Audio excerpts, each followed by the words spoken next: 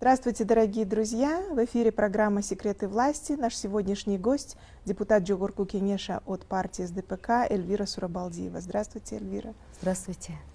Эльвира, мы на нашей передаче обычно такой экскурс делаем в историю. Ну, конечно, это недавняя сравнительная история нашей страны, революционные события. И вот я знаю вас как человека, который через себя пронес какие-то вещи, и достаточно болезненные, может быть, потому что после первой революции, по-моему, очень скоро было покушение на вашего отца, очень такая первая, по-моему, трагическая смерть от как бы политика или известного бизнесмена. Вы можете немножко, я сожалею, что нам приходится говорить об этом, но пролить свет, потому что люди уже забыли, почему это случилось и кто был убийцей. Ну, наверное, надо начать с того, что 24 марта 2005 года, день революции, я была дома, в родительском доме, я жила с родителями, я пережила, скажем так, покушение на свою жизнь, потому что в тот день пришли к нам в дом, это было 10 вооруженных, причем вооруженных автоматами, пистолетами, в масках, мужчин, ворвались в буквальном смысле. И так получилось, что вечером... Это были люди из народа или из новой власти? Или это были люди из власти, не из народа. Это не были мародеры. Власть? Я вот хочу, кстати, это отметить. Как раз таки с мародерами вообще в итоге было интересно получилось. То есть они пытались как бы нападать на Акаевских, так? Да. Угу. И в тот день я дома была одна. И в тот день получилось так, что вот, никого из моих близких не было.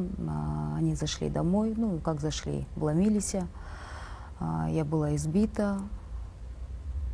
В буквальном смысле меня выволокли на улицу. Что говорили при этом? Ну, они зашли, они искали. Первое, что они спросили, деньги? Где он? Отца искали. Уже отца искали. Да. И если бы отец в тот момент оказался дома, то, я полагаю, его бы просто убили и выкинули бы куда-нибудь там вот перед народным или еще где-нибудь, и в качестве там мародеров выставили бы нас. То есть это вот потом уже, когда я все это в своей голове прокручиваю, вот этот момент. А где он был в тот момент? Это получается, когда революция, сам момент вот этот весь начал происходить, захватом власти, да, папа, вот мы всей семьей, мы были дома, да, он сидел, я помню, до сих пор помню, как вот по телевизору показывали Евроньюз, и отец смотрел, он был настолько шокирован, что не может этого быть. Потом, когда ему начали звонить, что Акаев сбежал, и начали как бы другие его как бы искать люди, да, и я помню именно с утра до вечера, но у него случился гипертонический криз, он у меня гипертоником был, и вот для него, я думаю, это был такой огромный стресс. И надо отметить, он к нему очень хорошо относился. Я считаю, что вот этот человек очень интеллигентный, что он старается, и как он тогда создал союз предпринимателей, объединил крупнейших предпринимателей нашей страны, считал, что бизнес должен помогать государству, там, быть меценатом. И вот с этой идеей он так вот считал, что государственность — это не только госбюджет, это и частники должны помогать строить мы молодое государство. Так он попал в больницу в тот день? Он буквально, да. Он в буквальном смысле. То есть, когда на вас нападали, он был в больнице? Когда на меня уже вечером нападали, его дома уже не было. Да. И мама его, получается, забирает, отвозит в больницу. И отец даже не знал о том, что на меня напали. Вы были одна дома? Я дома была одна. И чем это закончилось? Вас оставили просто такую избитую? Они выволокли меня во двор, и вот здесь самое интересное, когда говорят про мародеров, да, как раз таки мародеры мне спасли жизнь. Наш дом находился на пересечении Горького-Фатьянова. Я помню гул, это вот гул, толпа, вот, которая шла на Горького-Фатьянова. Это в Бишкеке? Там был, да, это в городе, Народный находился на Панфилова, Горького. Видимо, они туда его захватить, вот эта вот большая толпа. Громили, да? Да, шли. И услышав, вот эти люди, которые к нам в дом ворвались, и услышав вот этот гул, они, ну, они меня там, видимо, я отключилась без сознания во дворе, бросили меня. То есть я вся в крови, ворота открыты, вот эта толпа проходит туда, к Народному, вечером приезжает моя тетя, и я вот лежу во дворе. Собака у нас была большая во дворе, ее усыпили или что, не знаю, вот ей, видимо, что-то бросили, она кажется, спала. Ну, то есть, потому что я не помню ни лая, ничего не было. Но они вас не ограбили? Я находилась на 2-м этаже, и когда вот эти люди начали вламываться домой, я помню вот этот, ну, сейчас это, конечно, мне очень тяжело вспоминать, да, я помню, что я громко так, кто там, да, и спускаюсь по лестнице, и потом вот они забегают на 2-й этаж, и меня буквально в смысле за волосы вот стаскивают со 2-го этажа вниз, я вот кувыркаюсь, и я потом очень долго, конечно, восстанавливалась с таким лицом. А. Вы какие-то слова произносили при этом? Да, вот я услышала вот то, что где он. Они по комнатам ходили, все переворачивали, его искали. Потом у нас там в холле, прям, ну, это, в принципе, вот между спальней и залом такая небольшая каморка была, и там находился сейф, где были все там рабочие документы, где отец хранил, в принципе, деньги всегда хранились у нас так, как безналичный объект большой банки, а там какие-то, ну, какие-то суммы, может, и были, да. Вот они меня заставили открыть сейф. Что-то я вначале немножко замкнула, да, и отказалась отдавать ключ. Потом я, когда уже получила удар по голове пистолетом, да, и, естественно, я нашла и ключи, и открыла, и все это мы им сложили. Что там и мамины, все, что она там собирала, у нас 3 сестренки, там приданные эти сережки, какие-то украшения. Я все это, помню, сложила туда в мешок. Ну, в принципе, деньги, которые там в сейфе были, тоже сложила в мешок. Документы. Это они уже с готовыми большими баулами, такими пакетами были.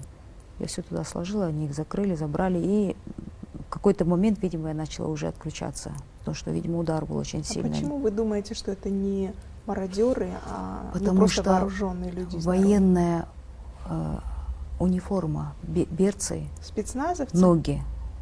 На ногах были обувь вот эта военная. Я не смотрела. Папа, он у меня, покойный папа мой, он всегда говорил, мы состоятельная семья, предприниматель. Если когда-нибудь будет нападать, никогда не смотри в глаза, потому что это вызовет агрессию, что он будет паниковать, что ты его запомнишь, и может тебя убить. То есть, понимаете, он как-то нас вот этому всему обучал. Вы не смотрели? Я не смотрела, единственное, я просто, да, я голос, и я смотрела, я вот помню ноги, это вот 10 приблизительно дюжина мужских ног, я видела автоматы, потом пистолет, которым я получила удар.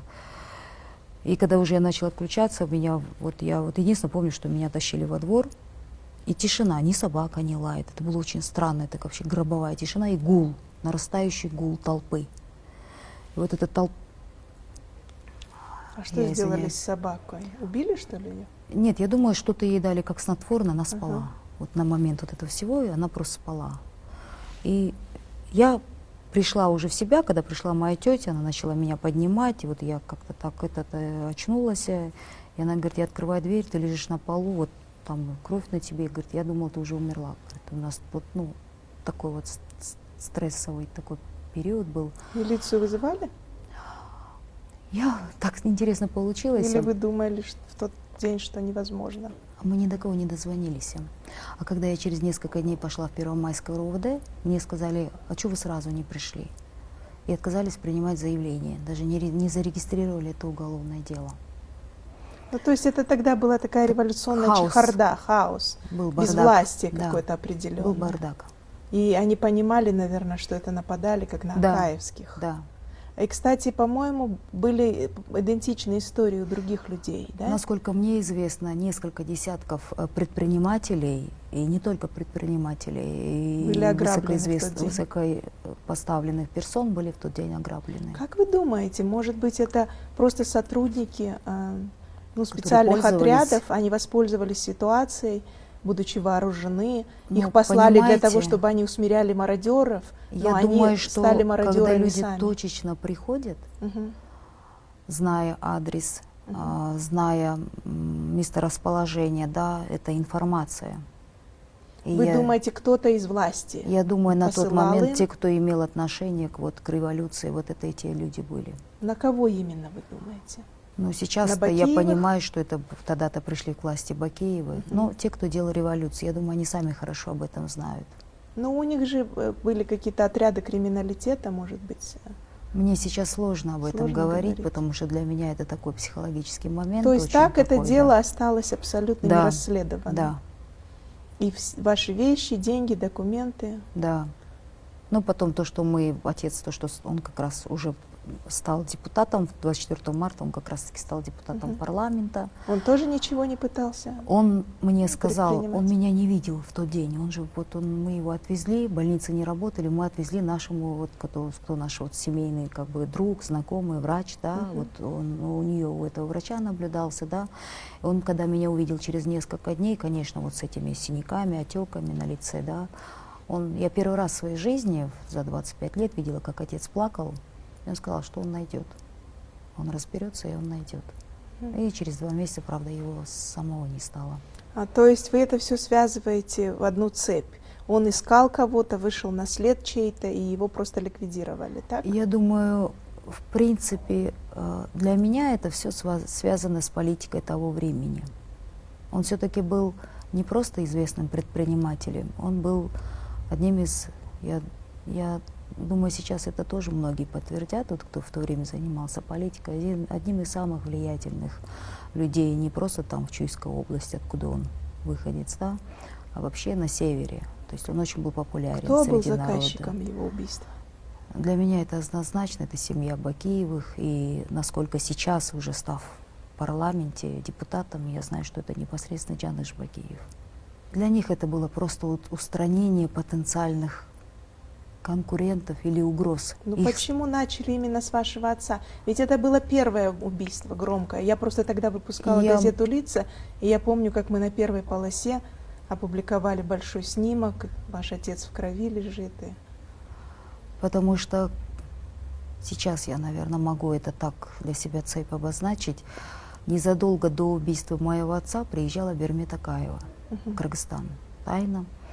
Но отец у меня, наверное, это я от него унаследовала. Он у меня был очень таким прямолинейным человеком, открытым, бесстрашным. Он тогда, когда все от нее в буквальном смысле прятались и шарахались, Он с ней встретился. он не боялся с ней встретиться. И, видимо, вот это, когда ведь только-только власть устаканивалась, страх потерять власть, оно и подтолкнуло к определенным шагам. Они боялись, что акаевские люди как Объединиться. бы будут Да. Да. попытаться брать реванш, да? Опять возвратиться к власти под руководством Бермет.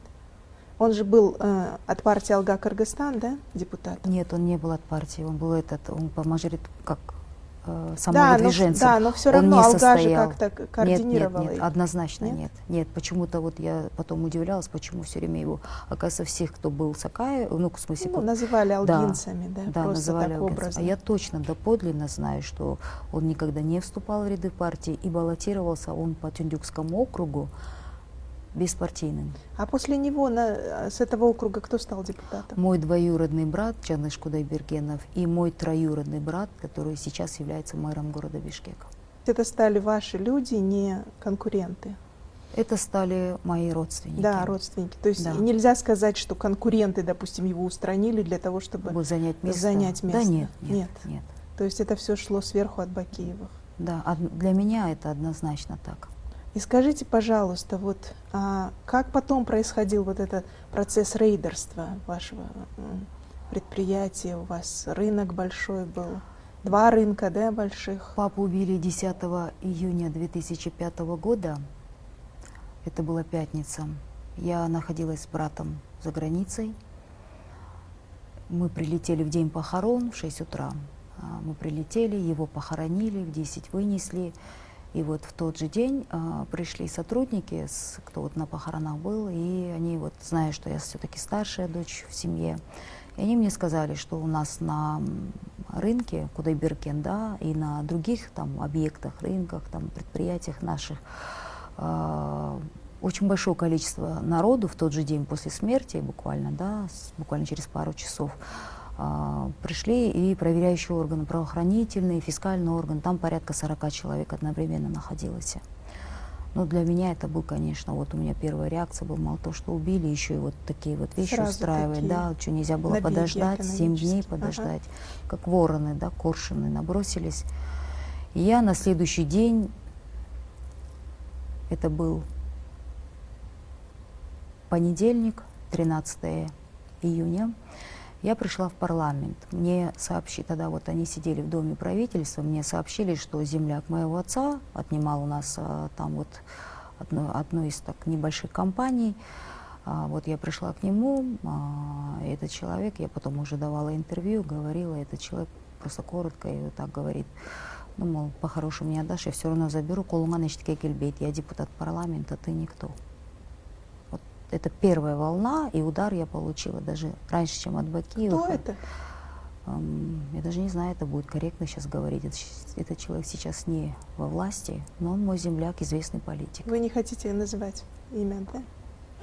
Но я могу об этом сказать. Я просто не знаю, как это будет воспринято, потому что я оттуда баллотировалась с этого района. Он с моего района известный политик. Ну, почему бы не сказать? Но это Темир Сариев. Темир Сариев угрожал вам, сказал, что Да. мы заберем у вас. Да, маленькое небольшое предприятие. Ирония судьбы, понимаете? Потрясающе. Вы впервые об этом говорите? Я просто как бы ушам своим не верю. Но об этом знаю весь Сариева. Сокулукский район знает. И для меня это было вдвойне тяжело. Он был не просто ведь земляк. Когда он баллотировался одновременно с моим папой, мой отец-то на выборах ему помогал. Понимаете? Потому что мой папа, он был известным и таким популярным в народе человеком, именно в народе. И когда потом вот это происходит, и он мне говорит, я депутат парламента, ты кто такая? Мол, по-хорошему не отдашь, я все равно заберу. И отправил, он же инкубовский, он отправил спортсменов, они избили наших там сотрудников. Вот именно вот это случай, я потом собрала мужчин этой компании, там все были выходцы Сокулукского района, порядка там 150 человек работает, и собрала и сказала, извините, мы больше с вами не сможем работать, я с депутатом не смогу соревноваться, ну, мы компанию распускаем.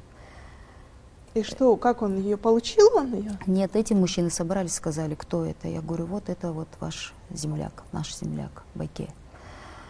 Мужчины, аксакалы как раз-таки там у нас работали с разных сел Сокулукского района, как раз-таки с его села, то есть была, как аксакалы собрались и сказали, Эгзым, сен ачуга салба, бизге бир жума бер, мы сами разберемся с ним.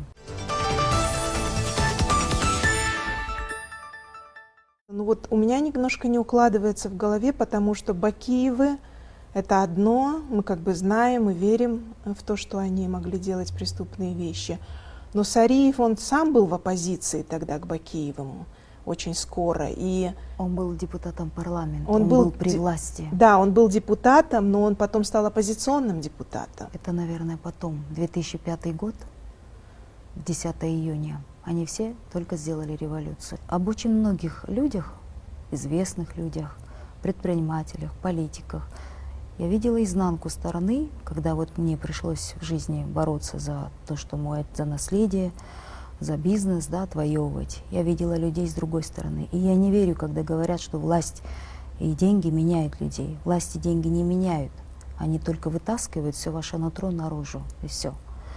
И когда люди, может быть, прикрываются какими-то вещами, манера поведения, какие-то вот определенные маски носим, да, вот. Но сущность, она когда-нибудь она себя выдает. И для меня это вдвойне был удар в спину, потому что это был мой земляк, я ему относилась как к брату, понимаете?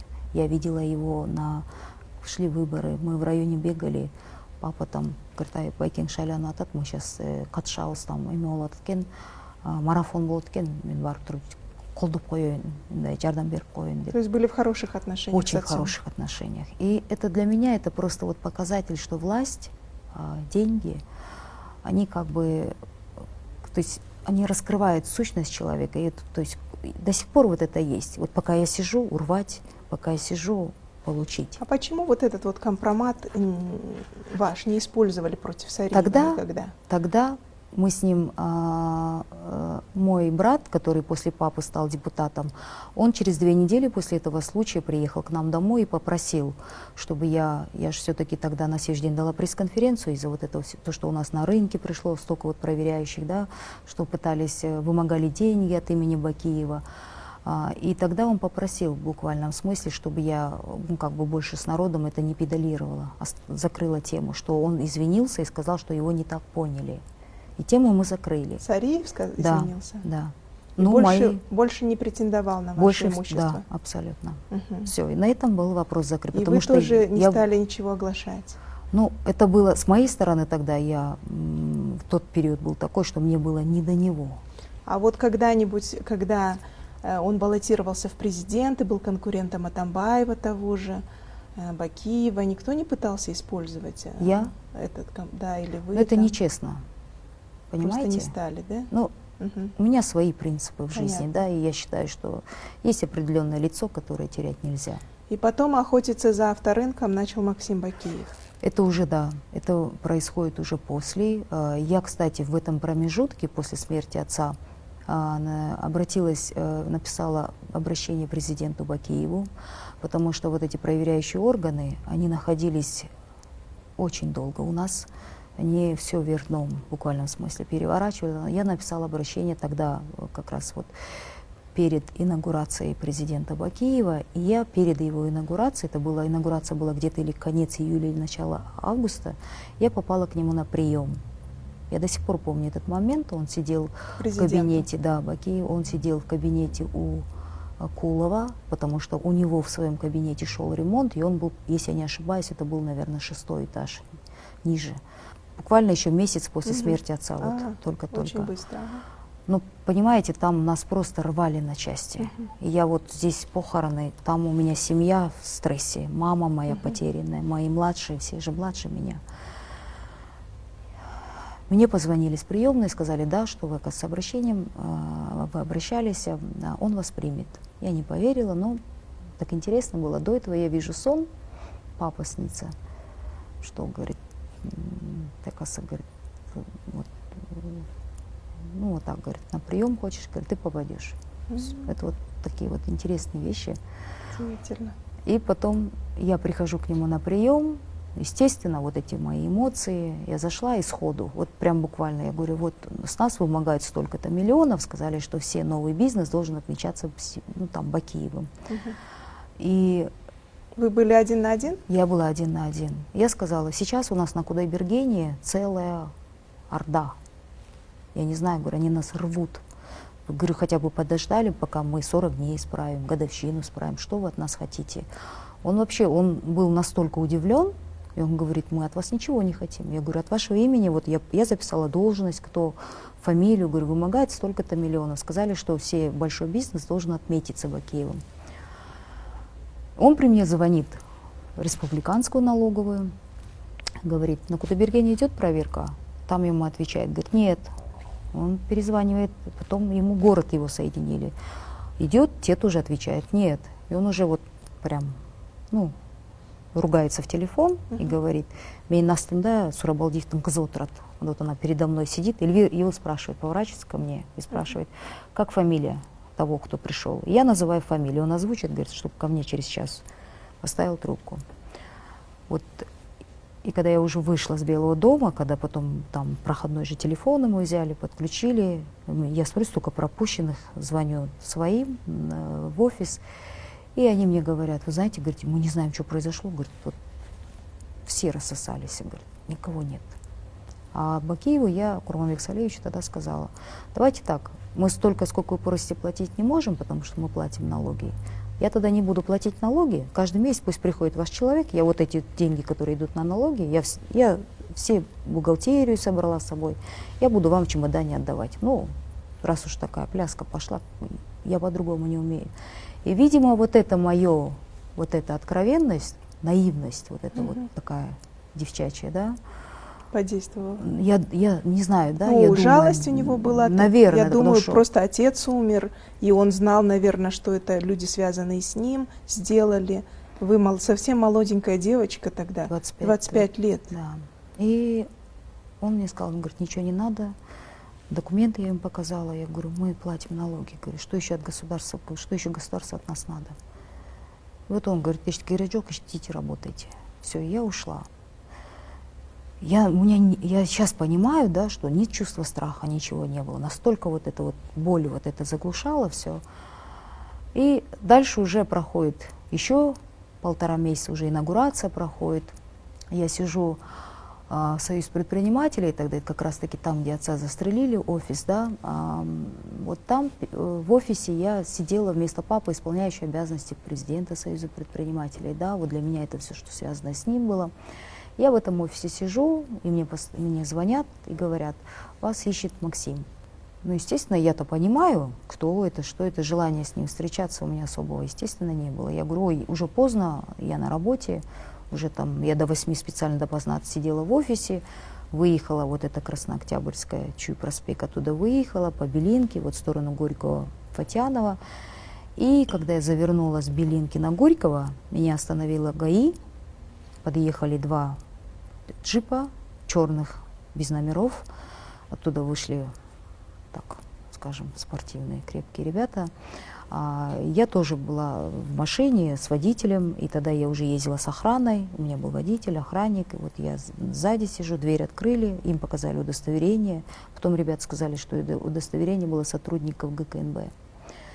То есть им велели там остаться. Меня вот под белые ручки в машину пересадили. И привезли к нему, как раз вот где ботанический сад, у Максима был 3-этажный офис. Такой вот особняк он снимал. Меня привезли туда.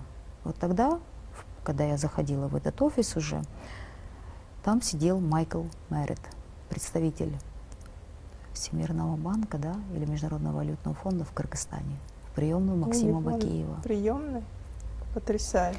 Откуда я его знаю? К тому моменту я успела отработать в социальном фонде 2 года, и там, как так получилось, он пришел без переводчиков, и я переводила встречу эту. Откуда он меня запомнил, я его запомнила. Я помню его удивленные глаза и мои, конечно, вот что делает это высокопоставленное лицо. Это очень странно, потому что тогда не было ни цари, Максим был вообще никем. Это он у него в 2005 приемной год. сидел. Уже сидели такие люди. Да. И я видела своими глазами. Ну, он зашел, вышел, потом зашла я. И я хорошо помню, вот Максим сидит, Бакиев, я.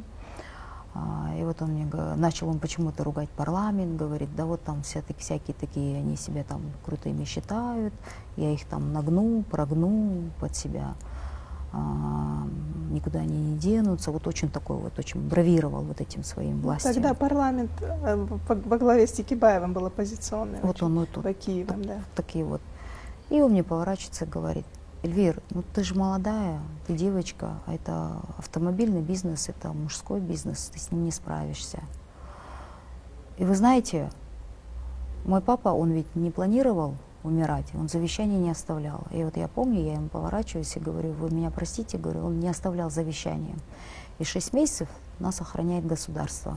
То есть раньше января 2006 года, когда вступит в силу завещание, говорить вообще не о чем, предмета нет для разговора.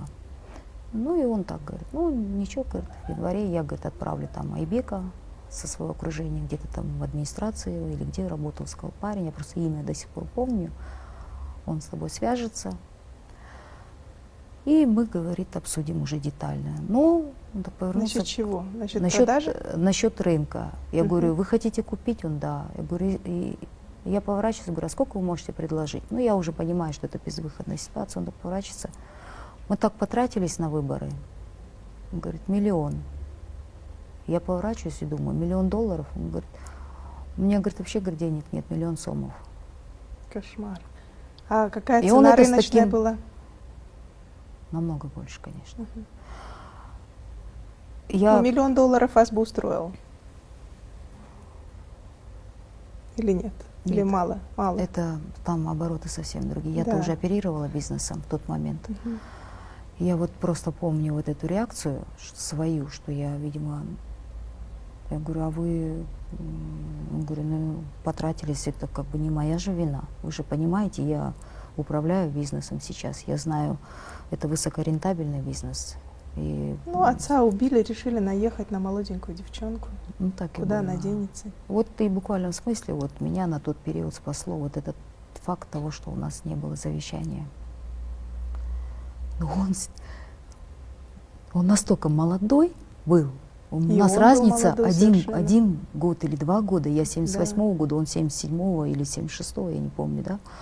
Но вот как вот этот парень, мальчик, как он себя вот очень так, Вел? да, очень так самоуверенно вел. Мгм. И я со стороны себя сейчас представляю, я вот, конечно, злости, эмоций, боли было очень много. Меня вот эта боль, она разрывала изнутри, но злость, что, ну и что ты сын президента, да, ну меня так воспитывали, что все люди Ну, вы пытались равны. что-то такое говорить? На тот момент Или я все, что я им намекать? сказала, нет, я думаю, вот это вот в тот момент я единственное, что сказала, говорю, он завещание не оставлял. Я говорю, и вы понимаете, что эта сумма, она совсем смешная. Он говорит, ну в январе тогда мы еще встретимся, поговорим. Эльвира, а почему вы говорите, что Джаныш устроил покушение, а бизнес хотел забрать Максим? Они как-то связаны между собой? У них же вроде был Я думаю, для отдельные. брата президента его волновала больше политика, устранение конкурентов потенциальных. То есть он занимался как Да. бы убийствами непосредственно. Ну, это уже общеизвестный грубо факт сказать, сейчас. да. А для сына его волновали больше деньги, финансовая сторона. Но это сейчас это тоже уже очень И очевидно. чем закончилось это в итоге? Он объявился, точнее не он объявился, кто-то из окружения, ну как-то так. Я вначале подумала, что нас благополучно забыли.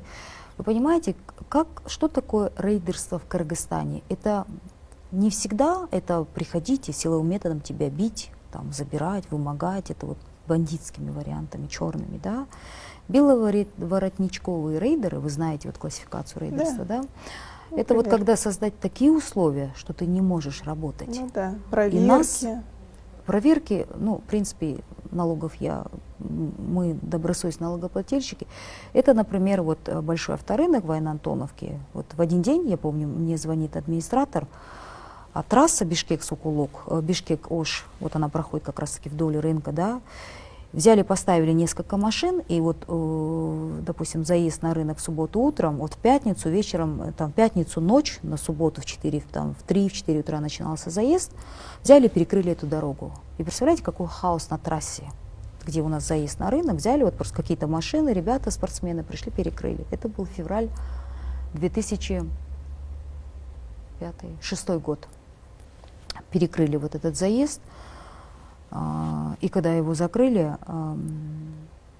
мне уже позвонили ребята, говорят, вот здесь какие-то спортсмены приехали, говорят, вот все, у нас здесь такой хаос, у нас здесь драка идет.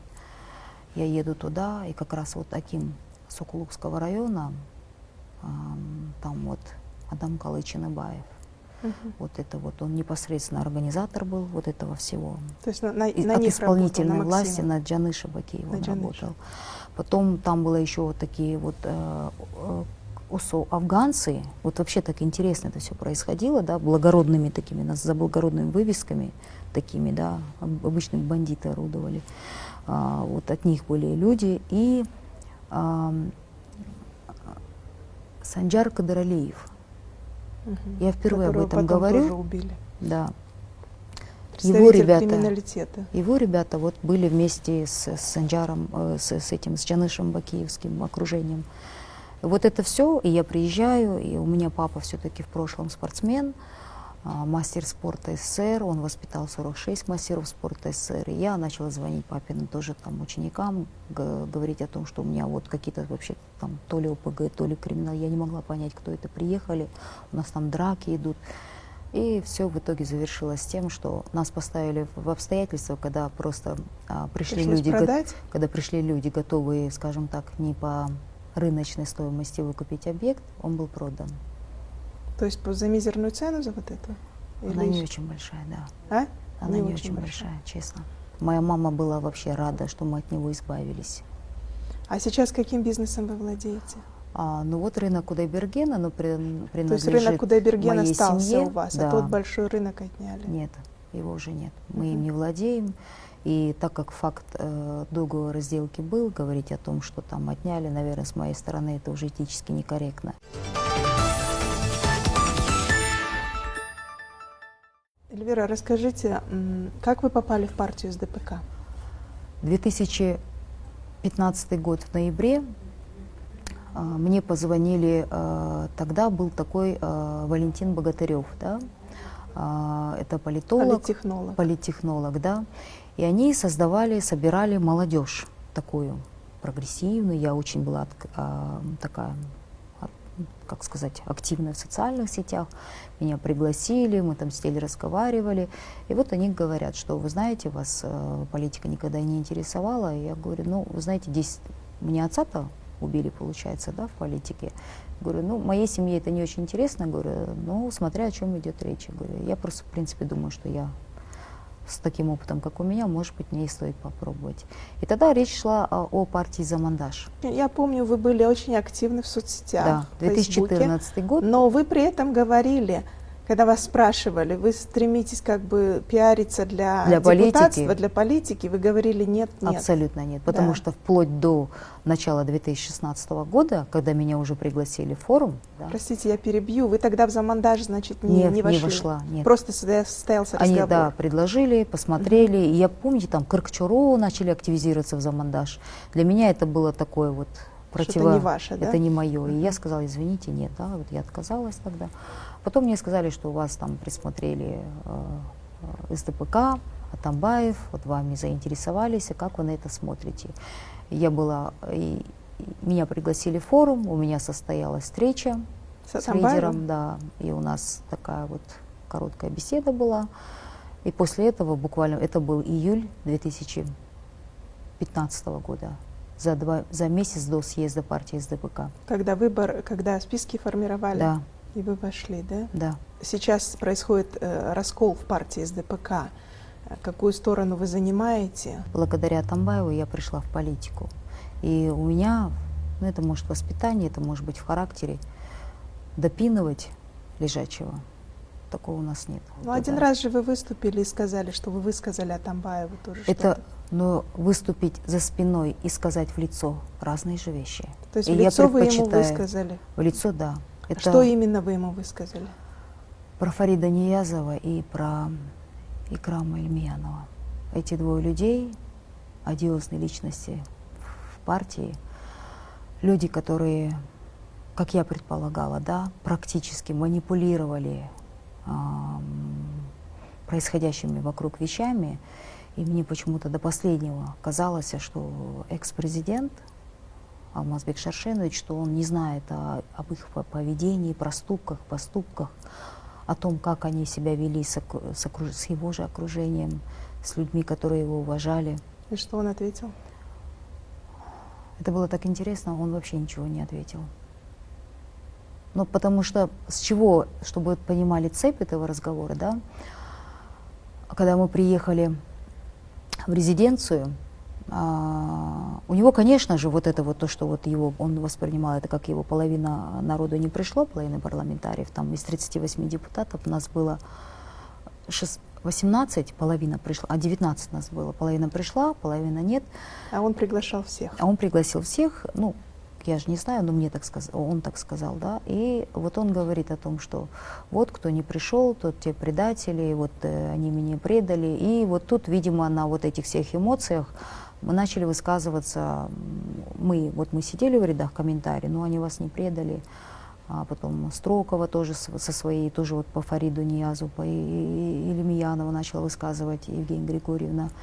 А вот он поворачивается потом и говорит, вот так вот наклонился и говорит, а ты, говорит, ты знаешь, говорит, что вот действующая власть, действующие вот сейчас, которые пришли, президент, Джембековы, да, что вот как твоего отца убили, Бакиевы, вот они также потом и с тобой могут разобраться.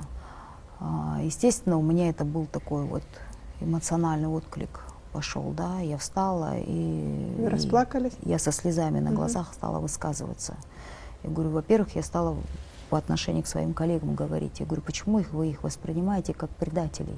Вы их всех обидели, вы 3 года были у власти. Кто-то вообще не смог даже к вам зайти. Я заходила, а были люди, которых вы даже не принимали. Вы не считали себя тогда лидером. Да, вы нас не собирали. Мы люди просто вот эти 2 человека в вашем окружении манипулировали, играли как хотели. Кого-то унижали, кого-то прессовали. И обо мне. Я вот говорю, вот это я сделала, они в ответ со мной вот так поступили. Я начала вот эти факты уже приводить. В какой-то момент он переспросил, рядом сидела Иса Шишенкович, он поворачивается, говорит, вот это правда? Тот говорит, да, это правда. А Фарид был там? Фарид Абдизимович сидел за мной. Вы при Фариде говорили Да. о нем? Мгм. Он сидел за моей Он спиной. пытался возражать? Нет.